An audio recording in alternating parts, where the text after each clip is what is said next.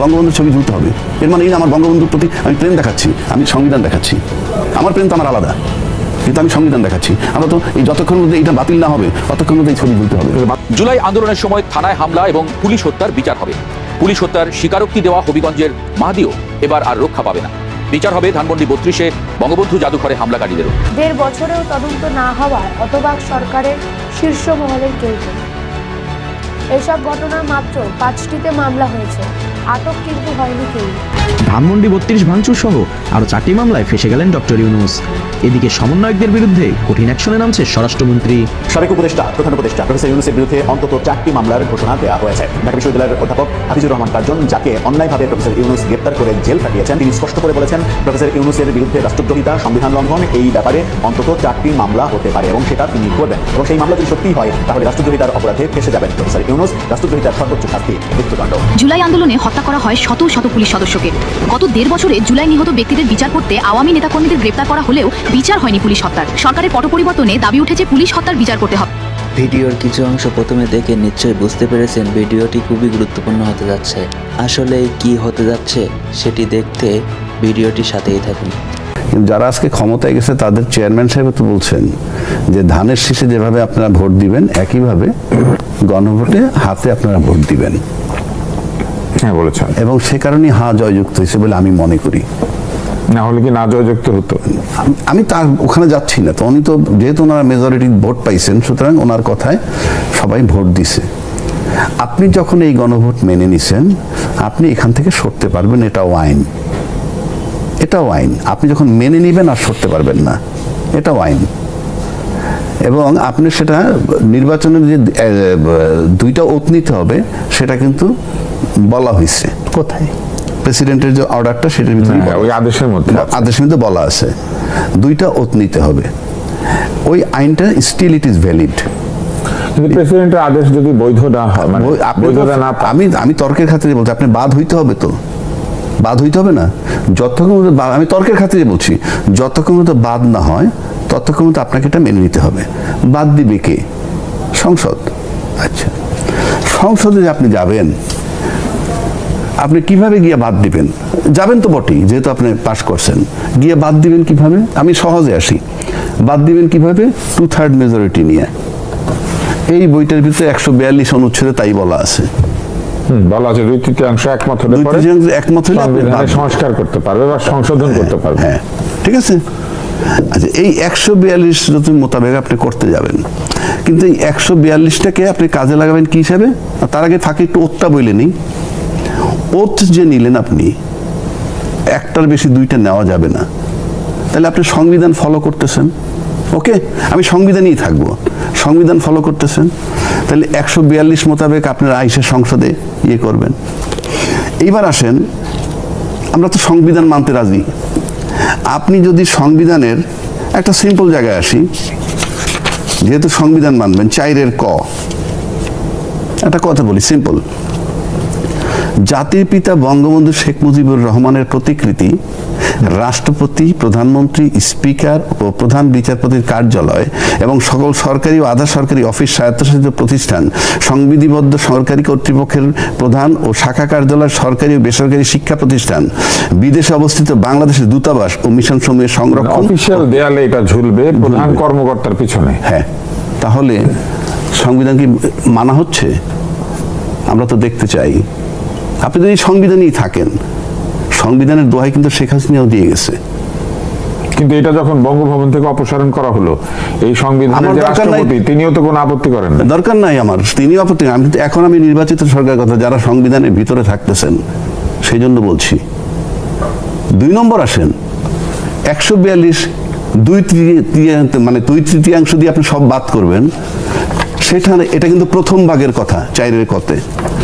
7 খতে বলা আছে, দেখেন 7 খতে বলা আছে সংবিধানের 142 অনুচ্ছেদে যাহা কিছু থাকুক না কেন, যাহা কিছু থাকুক, সংবিধানের প্রথম ভাগের সকল অনুচ্ছেদ, 4 খ যেটা পড়লাম এটা প্রথম ভাগে আছে সকল অনুচ্ছেদ, 2য় ভাগে সকল অনুচ্ছেদ, 9ম ক ভাগে বর্ণিত, আপনি এগুলো কোনো কিছু পরিবর্তন করতে পারবেন না। যদি করেন তাহলে আপনি রাষ্ট্রদ্রোহিতে সামিল হবেন, সাথের কতে বলা, সাথে সংবিধানের কিছু কিছু অংশ অপরিবর্তনীয়, একদম একবার লেখা হয়ে গেছে, এটা বদলানো আমি যাবে না। সেজন্য বলছি আপনাদের সংবিধান বলতেছেন, জোর করে করতে পারবেন, ইল্লিগালি করতে পারবেন, এই সংবিধান মেনে করতে পারবেন না। আমি চ্যালেঞ্জ ছুড়ে দিলাম, এই সংবিধানটাকে মেনে আপনি করতে পারবেন না। বিভিন্ন সংবাদ মাধ্যম সূত্রে খবর, 2024 সালে ঢাকা সহ দেশের বিভিন্ন স্থানে পুলিশের ওপর একাধিক পুলিশ স্টেশনগুলিতে অগ্নিসংযোগ হয়েছে, পুলিশ সদস্যদের হত্যা করা হয়েছে। পুলিশের সদর দফতর থেকে জানানো হয়েছে 44 জন সদস্যকে হত্যা করা হয়েছে, কিন্তু পুলিশের কর্মকর্তারা তারা সংখ্যাটা মানতে চাননি। তারা বলেন এর থেকেও আরও বেশি পুলিশের মৃত্যু হয়েছে, মোটেই 44 জন নয় সংখ্যাটা। যখন অন্তর্বর্তীকালীন সরকার ছিল, জুলাই আন্দোলনের সঙ্গে জড়িত অর্থাৎ নাহিদ, হাসনাত, সার্জিসদের কোনো রকম শাস্তি দেওয়া হয়নি। আর নতুন সরকার আসার তদন্তের কথা জানানো হয়েছে। স্বাভাবিকভাবেই তারা এই কথা শোনার পর ভয় রয়েছে। স্বরাষ্ট্র মন্ত্রণালয় পুলিশ সূত্র বলছে, নতুন সরকার দায়িত্ব নেওয়ার পর পুলিশের স্থাপনায় হামলা ও সদস্যদের হত্যা করার বিষয়টি আলোচনায় উঠে আসে। 1.5 বছরেও তদন্ত না হওয়ায় হতবাক সরকারের শীর্ষ মহলের কেউ কেউ। এসব ঘটনা মাত্র 5টিতে মামলা হয়েছে, আটক কিন্তু হয়নি কেউই। কিন্তু এখন একটা প্রশ্ন, যে সরকার দোষীদের সংসদে যাবার সুবিধা করে দিয়েছে, তারা কি বিচার তদন্তের কথা বললেও কোনো রকম ব্যবস্থা নিতে পারবে? নাহিদ, হাসনাত, সার্জিসদের কি ধরা হবে? এই প্রশ্নের উত্তর কিন্তু সময় দেবে। নাহিদ, হাসনাত, সার্জিসদের নাম শুধু সামাজিক মাধ্যমে নয়, পুলিশের তদন্তেও বর্তমানে উঠে এসেছে। তাদেরকে রাজনৈতিকভাবে আশ্রয় দিয়েছে ইউনূস। তাদের ওপর কোনো রকম ব্যবস্থা, শাস্তি কিছুই হয়নি, কারণ ইউনূস একটি অধ্যাদেশ জারি করেছিলেন। তাদেরকে দিয়ে রাজনৈতিক দল গঠন করা হয়েছে, নির্বাচনে তাদেরকে জিতিয়ে বিরোধী দল হিসেবে সামনে আনা হয়েছে। সিরাজগঞ্জের এনায়েতপুরে একদিনে 14 জন পুলিশ নিহত হন। ঢাকা মহানগর থানায় 21টি জায়গায় হামলা করা হয়, 13টি থানা পুড়িয়ে ছাই করে দেওয়া হয়। হামলাগুলি ছিল পূর্ব পরিকল্পিত। অন্তর্বর্তী সরকার জুলাই আগস্টে ঘটা যে কোনো হত্যাকাণ্ড থেকে ছাত্রনেতাদের দায়মুক্তি দিলেও সেটি ছিল সাময়িক। এখন ক্ষমতায় এসেছে বিএনপি, তারা চাইবে এই দায়মুক্তি উঠিয়ে দিয়ে এই ছাত্র নেতাদেরকে তাদের অধীনে রাখতে। বেশি বাড়াবাড়ি করলেই তাদের কাছে আইনি নোটিশ যাবে, হয়তোবা গ্রেফতারও করা হতে পারে। কারণ বিএনপির সরকার চাইছে পুলিশ হত্যার বিচার করতে, সেই সঙ্গে ছাত্র নেতাদের দাবিয়ে রাখতে, কিন্তু এই বিচারও শেষ বিচার নয়। জুলাই আন্দোলনের সময় থানায় হামলা এবং পুলিশ হত্যার বিচার হবে। পুলিশ হত্যার স্বীকারোক্তি দেওয়া হবিগঞ্জের মাহদিও এবার আর রক্ষা পাবে না। বিচার হবে ধানমন্ডি 32-এ বঙ্গবন্ধু জাদুঘরে হামলাকারীদেরও। কয়েকদিন আগেই হবিগঞ্জের শায়েস্তাগঞ্জে থানার ওসির সঙ্গে তর্ক করেন জুলাই আন্দোলনের সমন্বয়ক মাহদি হাসান।